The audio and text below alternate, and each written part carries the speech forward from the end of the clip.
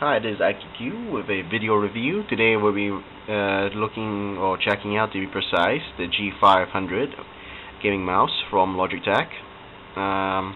So we'll just quickly go over the features, and then we'll compare it to my G5, and then we'll discuss the performance and what I think about it. Okay, G500 has 3 mouse pads, just like the G5. It has a removable weight cartridge, which you can insert in any particular way, so there's no problem. It has a sensor that could supposedly do, I think, 500. Not 500, sorry, 5,000 DPI. At least that's what it says in the software settings. Whether or not that's true, and whether or not you really need something that high after you're not running a 30-inch LCD, 34-inch LCD, or how big those LCD screens can get. So there's no point going up to going past 2,000. In fact, you don't even need 2,000. On a 24-inch LCD, 1,200 is really the very highest you should go. After that, the mouse just becomes too sensitive, too fast thing on the screen. Okay, it has 3 buttons on the side, unlike the the G5 Generation 2, which has 2 buttons, and the G5 Generation 1, which is mine, that only has 1 button. DPI switches are here, up and down, controls the DPI. Default DPI is 400, 800, and 2000. Of course, you can customize that on the software part of the mouse, but on hardware, if you just plug and play, it's 400, 800, and 2000. So not much leeway in terms of gaming if you just plug in straight away, because you'll be either stuck on 800, which is a bit low on response on a 24-inch LCD, which is was it 1960 times 1050, I think. I have to check what's the resolution again, but I forgot. But the point is the mouse cursor doesn't move, or as in this case, the crosshair doesn't move as fast as you hope it would. So so it would have been nice if they gave it like lowest lowest DPI should be around 600, and then the next one should be 1000, and the next one after that should be 2000 on default. But they figured 400, 800, and 2000 was perfect.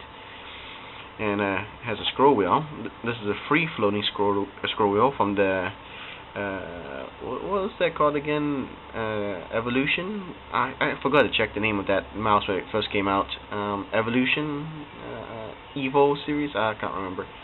So just to show you, here's the mouse on normal mode. It has quite a lot of a spin on normal mode, but when you press down here, and it spins non-stop. Thinking I can't remember. This is like 100. I don't know how many revolutions it can do, but it's quite a lot. It just keeps on spinning and spinning. This is supposed to. This feature is supposed to be for those guys who have to go through hundreds and hundreds of pages of Excel, and you just want to glance through them, and you just spin it like that. And of course, when you press down the thing, you can hear the brakes jam in. One time, and the clicking. So that, and of course, it serves as the middle mouse button. And there's nothing on this side. Body it's some kind of a plastic. I thought once it was metal, but I'm not too sure it really is metal. It could be some kind of really hard, high quality plastic. And here is basically textured plastic with a slight coating of rubber. If I touched it, I mean, I'm poking it with my nail, and it feels a bit like rubber. It could be just a plastic, maybe a type of plastic which has been textured nicely to feel a bit like rubber, but I could be wrong. Just scratching a bit. No, I think it's plastic. Yeah, it's hard textured plastic for grip. And there you go, the features. Now compared to the first generation G1, which is over here, First thing, you can hear the sound, as opposed to this guy. So that's more or less. This is more or less the same type of plastic, or I think it's plastic. Same type of plastic as this, the top here on G500. You can see the DPI is in the same place. The buttons for the DPI control is not on the same place. And I'll just go quickly with the scroll wheel. Here's the scroll wheel. You can see it doesn't even on the it doesn't free float, unlike this guy, which free floats. I mean, even on its lock mode, it still free floats quite a lot. And the clicking down, whereas so since it's got a lot of free movement, you know, when you click down, and sometimes the the wheel moves a bit. See, so you might accidentally scroll to the next weapon when you just when you quickly just push it down. Whereas this it's pretty stiff. One button on the side. 3 mice buttons, like 3 mice feet. Sorry, same as this. Removable tray, but as you can see, there's notches on the side here, so you can only put it in, and there's an arrow there. You can only put it in one way, and that's it. And if you notice, the tray here has 2 extra slots, whereas this tray